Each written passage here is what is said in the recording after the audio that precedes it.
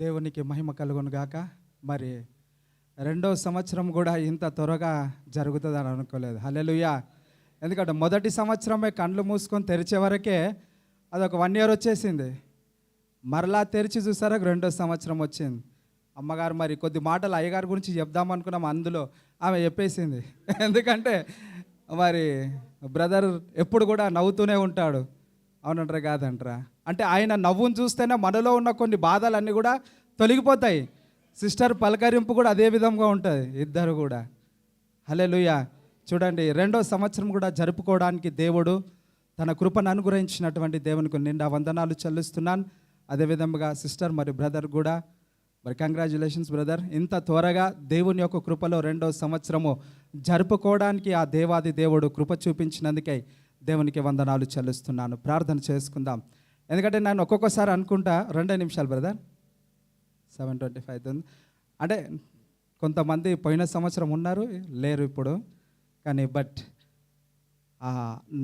నాకున్నటువంటిది ఏంటంటే ఉదయకాలం సర్వీస్ అయిపోయిన తర్వాత సాయంకాలం పూట ఏ విధముగా మరి ఎక్కడ గడుపుదామని ఆలోచిస్తుండేవాడిని. కానీ అక్కడక్కడ అందరూ పిలిచేవాళ్ళు.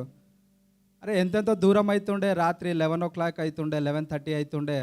ఒకరోజు మా అబ్బాయి చెప్పిండే, డాడీ మన చర్చిలో కూడా తెలుగు సర్వీస్ పెడతా ఉన్నారు అని చెప్పేసి అనగా సరేలే అనుకున్నా.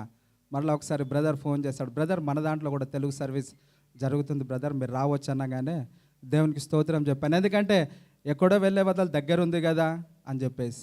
అదే విధముగా మరి చక్కటి అవకాశాన్ని ఇస్తున్నాడు ప్రార్థనలు జరుపుకోవడానికి అందరితో. మరి సహవాసం అంటే ఒక కుటుంబం, ఒక ఫ్యామిలీ. ఏ ఫ్యామిలీలో కూడా ఒక వ్యక్తికి ఏమైనప్పటికీ కూడా మరి అయ్యో అని బాధపడేవారు మరి ఈ కుటుంబములు అనగా ఈ యొక్క సంఘంలో చూస్తూ ఉన్నాను. మన బంధువులు అయితే బాధపడ్డప్పుడు ఏదైనా దుఃఖం వచ్చినప్పుడు కొద్దిసేపు ఓదారుస్తుంటారు, కానీ ఇక్కడ ప్రార్థన ద్వారా మరి ఆ యొక్క సమస్యను జయించుకోవడానికి మరి ఇచ్చిన ఈ యొక్క సంఘాన్ని బట్టి వందనాలు చెల్లిస్తున్నాను. ప్రార్థన చేసుకుందాం తలలు వంచుకున్నట్లయితే. పరిశుద్ధుడా, ప్రేమగల తండ్రి, కృపగలిగిన రాజ్యానికి వందనాలు స్తోత్రాలు నైనా. సర్వోన్నతుడా, సర్వశక్తిమంతుడా, సర్వకృపానిదగు తండ్రి, నీకే వందనాలు స్తోత్రాలు నైనా. అయ్యా జూలై మాసములో తండ్రి మరొకసారి ఈ 2వ ఆదివారముగా ప్రభా మేమందరము కూడుకొని నీ సన్నిధానములో నిన్ను స్తుతించి నిన్ను ఘనపరిచి నిన్ను మహిమపరిచే భాగ్యమునిచ్చినందుకే నీకే స్తోత్రాలు తండ్రి. అవును ప్రభా, అలనాడు ఇశ్రాయేలు ప్రజలు ఎక్కడ నెమ్మది ఉందంటే దేవుని యొక్క సన్నిధానములో నెమ్మది ఉందన్నట్టుగా తండ్రి. అవును ప్రభా, మాకు ఎక్కడ నెమ్మది కలుగుతుంది అంటే ప్రభా నీ సన్నిధానములో నెమ్మది కలుగుతుంది తండ్రి యేసయ్య. అటువంటి ధన్యతను మాకు ఇచ్చినందుకే స్తోత్రాలు ప్రభా, వందనాలు చెల్లిస్తున్నాను.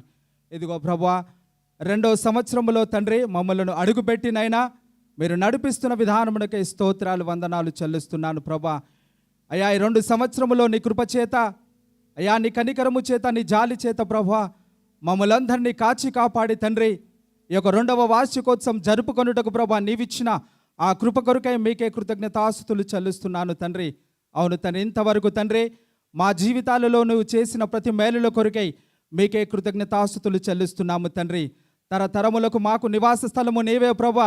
ఎందుకంటే భూమి పుట్టక ముందే, పర్వతాలు అయ్యా పుట్టక ముందే నీవు మాకంటే ముందుగా ఉన్నవాడవు తండ్రి, నీకు స్తోత్రాలు ప్రభా.